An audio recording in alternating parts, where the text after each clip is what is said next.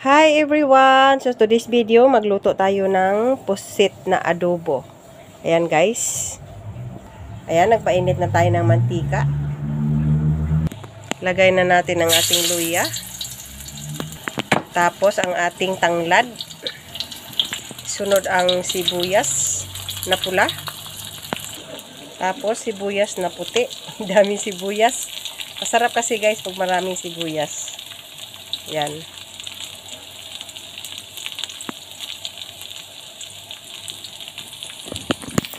Yan, haluin muna natin. Ganyan lang ang adobo ko guys, simpleng mga sahog lang. Tapos lagay natin yung ating kamatis.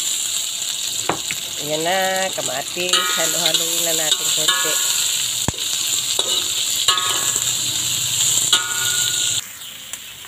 Lagay na natin ang ating pusit guys. Hindi ko na yan pinutol guys kasi gusto ko buo-buo siya. Ayan, halo-halo muna natin.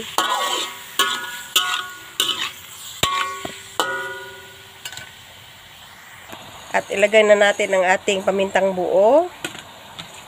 Ang ating paminta, dahon ng paminta. Bay leaf ba yan?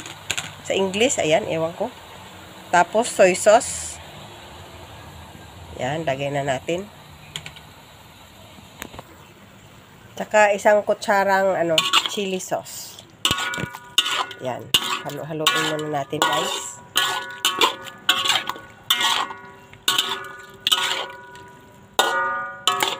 Nilagay ko pa naman yung itim nito guys. Yung ink niya. Yan. So, pakuluin muna natin. So, meron tayong ilagay na pang-asim guys. Ito siya. Iwan ko kung meron to sa Pilipinas. Sa Malaysia meron niya ganyan guys. Tawag niya nito ay asam candies ba yun? Tsaka maasim siya guys, parang suka din. Siyempre lagyan natin ng pangpalasa. Asin at saka bitsin, siyempre hindi mawawala yan. So ayan na nga siya guys, yung pusit natin. Nagtutubig na siya guys. Kahit hindi ko siya nilagyan ng sabaw, nagsasabaw talaga siya. Yan. Malapit na yan maluto guys. Pababain ko muna ng konti yung tubig. Tapos sa naman natin, sa gulay natin, okra na lang guys. Igisa ko na lang siya sa bawang, sa garlic. Yan na lang. Para makakain din yung mga bata ng gulay. So ayan na nga guys. Luto na siya. Hanguin na natin. Maganda din yung may konting sabaw. Ayan. Sarap guys. So ayan, hanguin na natin guys.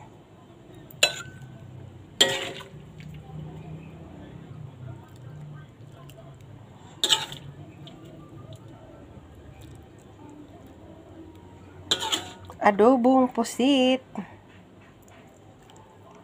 Yan, shout out pala sa bumili nito. Thank you sa pag-share ng iyong blessings.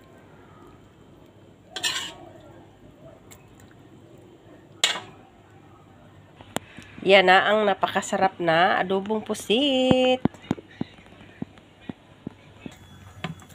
So, ayan guys, igisa na natin yung ating okra. Kunting mantika lang. Kunti daw, dami naman. Lagay na natin ang ating garlic at saka sili. Yan.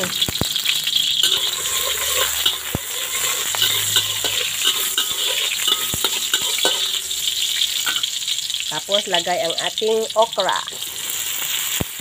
Uy! May nasama pa isa. Alisin na lang natin. Joker talaga guys, no? Yan. Ano lang to guys, quick fry lang to kasi para hindi malanta yung okra. Yan. Saglit lang. Kunting asin lang. Saka bitsin. Yan, stir na natin.